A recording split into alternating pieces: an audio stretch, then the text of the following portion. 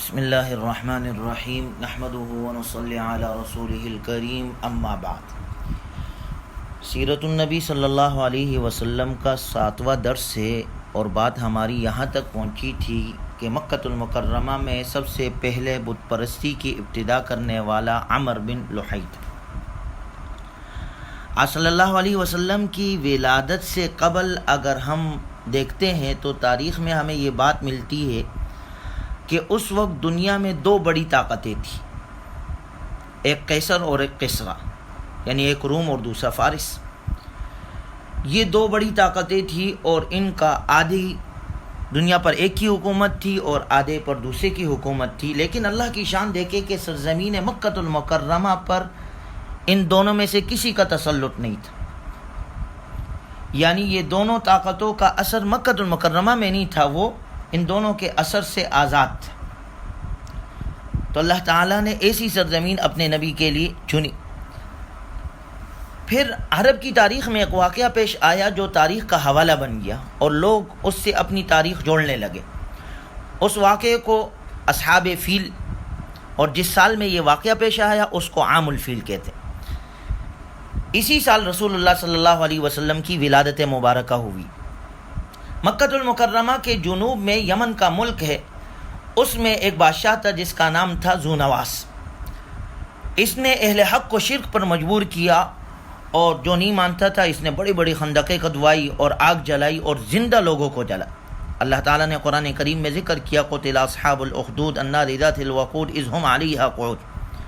اتنا ظلم کیا اس نے۔ ان لوگوں میں سے ایک آدمی بچ کر روم کی جانب بھاگ نکلا اور ان کو مدد کے لیے پکارا کہ بھئی ہماری مدد کی جائے۔ روم کی حکومت نے حبشہ کی حکومت کو ان کی مدد کا حکم دیا اور چنانچہ حبشہ کی حکومت نے ابرہہ اور اریات کی قیادت میں ایک لشکر یمن کی طرف بھیجا اور انہوں نے جا کر ذونواس کو قتل کر ڈالا اور اس کی حکومت کو ختم کر لیا اور اپنی حکومت قائم کر لی۔ چنانچہ اب یمن پر ابرہہ کی حکومت شروع ہو گئی۔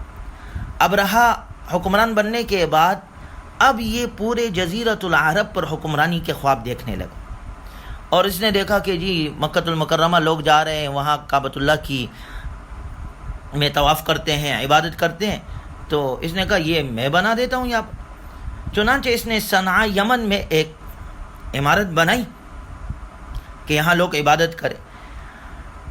عرب میں جب پتہ چلا عرب کو تو غصے کی ایک لہر دوڑی۔ ایک شخص نے وہاں جا کر اس کی عمارت کے پاس گندگی کر دی، جبکہ قافلہ اس کے قریب سے گزر رہا تھا، آگ جلائی تو اس کی عمارت کو نقصان پہنچا۔ ابرہہ عرب پر قبضے کے لیے ویسے ہی بہانے تلاش کر رہا تھا، چنانچہ اس نے ہاتھیوں کا لشکر تیار کیا اور چونکہ عرب جو تھے وہ ہاتھیوں کے جنگ سے واقف نہیں تھے، تو جب عرب میں یہ بات پہنچی کہ وہ ہاتھیوں کے لشکر کو لا رہا ہے تو خوف و ہراس پھیل گیا۔ یہ ابرہہ مختلف علاقوں سے ہوتے ہوئے طائف پہنچا اور مکۃ المکرمہ کے قریب جب پہنچا تو وہاں پر کچھ اونٹ اس کے ہاتھ میں آئے اور ان اونٹوں میں سے عبد المطلب جناب رسول اللہ صلی اللہ علیہ وسلم کے والد محترم کے بھی آپ کے دادا کے عبد المطلب کے چند اونٹ اس کے ہاتھ آئے۔ عبد المطلب کو جب پتہ چلا وہ چند افراد کے ساتھ آیا اور ابرہہ سے ملاقات کی اور اپنے اونٹوں کا مطالبہ کیا۔ ابرہہ نے کہا آپ اپنی اونٹ کی بات کرتے ہیں، کعبۃ اللہ کی آپ کو کوئی فکر نہیں؟ تو اس پر عبد المطلب نے ابرہہ سے کہا انا رب الابل وللبیت رب، میں اونٹوں کا مالک ہوں اور اس گھر کا ایک رب ہے جو اس کی حفاظت کرے گا، لہذا اس نے کہا اچھا ٹھیک ہے، اونٹ حوالے کیے اور عبد المطلب چلے گئے۔ عبد المطلب نے وہ سارے اونٹ اللہ کے نام پہ قربان کیے اور ابرہہ یہاں سے نکلا اور مینا مزدلفہ کے درمیان وادی محصر میں پہنچا۔ وہاں پر جب پہنچا اللہ تعالیٰ نے اس پر ابابیل بھیجے اور وہ چند کنکر لا کر ابابیل نے اس پر پتھر برسائے اور اس کا جو اتنا بڑا لشکر تھا وہ چند لمحوں کے اندر ابرہہ کا لشکر ختم ہو گیا۔ صرف ایک شخص بچا، اس نے جا کر یمن میں اس واقعے کی اطلاع دی، ابرہہ بھی بچا۔ اس پر اللہ نے جسم میں ایسی بیماری لگائی کہ اس کا جسم سڑ گیا اور بعد میں یہ بھی جا کر مر گیا۔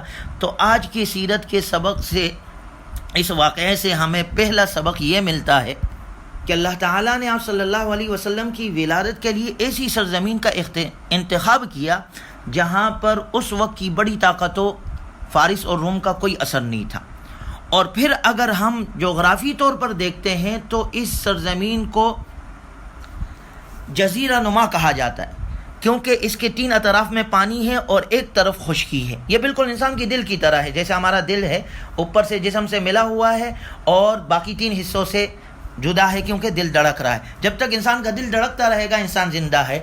اسی طرح یہ مکۃ المکرمہ بیت اللہ گویا کہ پوری دنیا کا جغرافی دل ہے، اور جب تک یہ دھڑکتا رہے گا، جب تک اس میں عبادت ہوتی رہے گی، نبی کی تعلیمات محمد شریعت محمدی کے مطابق لوگ زندگی گزارتے رہیں گے، اللہ اللہ کرنے والا کوئی ہوگا تو یہ آباد رہے گا. اسی اللہ نے قرآن میں فرمایا جعل اللہ الکعبۃ البیت الحرام قیاما، اللہ نے اس کو قیام کا سبق بنایا ہے کعبۃ اللہ کو. دوسرا سبق اس واقعے سے ہمیں ملتا ہے دعا کا. دیکھیں جب ابرہہ نے لشکر روانہ کیا تو عبد المطلب نے سارے لوگوں کو جمع کیا اور کعبۃ اللہ کے غلاف کو پکڑ کر دعائیں کی. اور قرآن اور حدیث سے ہمیں یہ سبق ملتا ہے.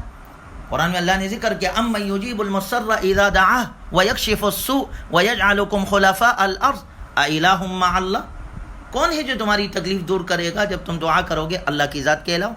اللہ فرماتے ہیں اذا سألک عبادی عنی فانی قریب، جب میرا بندہ مجھ سے دعا کرتا ہے میں اس کے قریب ہوں. قال ربکم ادعونی استجب لکم، میں تمہاری دعاؤں کو قبول کروں گا. ولم اکم بدعائک ربی شقیا، یا اللہ میں آپ سے مانگ کر کبھی نامراد نہیں ہوا.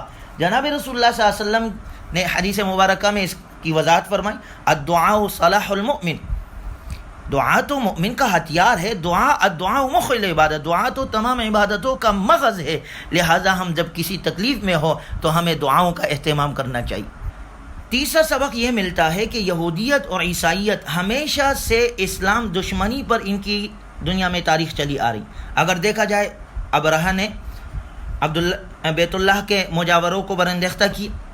اس کے ابتدا کرنے والا کون تھا؟ ابرہہ تھا یا بیت اللہ کے مجاور تھے؟ انہوں نے ہی بیت اللہ کے مقابلے میں ابرہہ نے تعمیر کی. اور پھر یہ مذہبی شدت پسندی کا عنصر انہی یہود اور عیسائیوں کی طرف سے ہوتا ہے. اگر کوئی ان کے خلاف اقدام کرتا ہے تو الٹا الزام دہشت گردی کا انہی لوگوں پر لگایا جاتا ہے. حالانکہ اگر اصل حقائق کو دیکھا جائے تو اس پر برانگیختہ کرنے کا سبب کیا چیز بنی؟ وہ لوگ بنے یا بیت اللہ کے پاسبان بنے؟ اس کے بعد یہود کی تاریخ ملتی ہے، یہود کی سازشیں مدینے میں. آج کی دنیا میں اگر آپ تاریخ اٹھا کر دیکھیں، جتنی اسلام کے علاوہ جتنے مذاہب پر لوگ ہیں، الکفر ملۃ واحدہ، اسلام کے خلاف مسلمانوں کے خلاف ساری کفریہ طاقتیں ایک ہے. لہٰذا یہ بھی ہمیں سبق ملتا ہے اس سے. چوتھا سبق ہمیں یہ ملتا ہے کہ اللہ تعالیٰ نے جس سال میں رسول اللہ صلی اللہ علیہ وسلم کو پیدا کیا اس سال میں اللہ نے کفریہ طاقتوں کو پاش کر دیا اور ان کی حقیقت کو واضح کیا کہ یہ مادی طاقت اللہ کے قدرت کے مقابلے میں ہیچ ہے. ابرہہ کو ابابیل کے ذریعے سے تباہ کیا. چونکہ آج مادی ترقی ٹیکنالوجی جس کا موجودہ دور میں بہت چرچا ہے، اگر ہم جائزہ لیں تو یہ ہوائی جنگی جہازوں کا جو تصور ہے یہ تو ابابیل ہمیں پہلے دے چکے ہیں. یہ جو اسکٹ میزائل ہے یہ تو ابابیل جہاں پتھر مارتے تھے وہیں. یہ جو کیمیائی ہتھیار ہے ابابیل جیسے پتھر کہتے تھے وہ تو سارا جسم ختم ہو جاتا تھا. تو یہ تو ہمیں ابابیل پہلے سے دے چکا ہے. قوم عاد نے کیا کہا تھا؟ من اشد منا قوہ، ہم سے زیادہ طاقتور کون ہے؟ انہیں اپنے طاقت پر بڑا فخر تھا. اللہ نے فرمایا اولم یروا ان اللہ الذی خلقهم اشد منهم قوہ، وہ ذات جس نے تمہیں پیدا کیا ہے وہ تم سے زیادہ طاقتور ہے. اللہ نے ابرہہ کو ابابیل کے ذریعے، نمرود کو ایک پتھر ایک مچھر کے ذریعے، اور قوم عاد کو ہوا کے ذریعے، قوم سمود کو ہوا کے ذریعے، قوم سمود کو ہوا کے ذریعے سے اللہ نے ہلاک کیا. فمنهم من اخذنا بذنبه ومنهم من ارسلنا عليه حاصبا ومنهم من اخذته الصيحه ومنهم من خسفنا به الارض ومنهم من اغرقنا وما كان الله ليظلمهم ولكن كانوا انفسهم يظلمون. اللہ نے یہ ہلاکتوں کی وجہ قرآن میں ذکر کی. اور آج موجودہ صورتحال جو چل رہی ہے آپ حضرات کے سامنے، کتنی ترقیات ممالک جو ہے وہ جدید آلات والے، وہ جدید ٹیکنالوجی والے، وہ اپنے آپ کو سپر پاور کہنے والے، آج نام نہاد وائرس کے سامنے سب بے بس ہیں. جس سے ہمیں سبق ملتا ہے کہ اصل طاقت اور قوت اللہ کی ہے. جب بھی تکلیف آئے اللہ ہی دور کرے گا. وَإِن يَمْسَسْكَ اللَّهُ بِضُرٍّ فَلَا كَاشِفَ لَهُ إِلَّا هُوَ وَإِن يَمْسَسْكَ بِخَيْرٍ فَهُوَ عَلَى كُلِّ شَيْءٍ قَدِيرٌ. تکلیف دور کرنے والی ذات صرف اللہ کی ہے. اللہ کی طرف رجوع کرو. اللہ ہمیں سیرت اپنانے کی، پہلانے کی توفیق نصیب فرمائے. وآخر دعوانا الحمد للہ رب العالمین.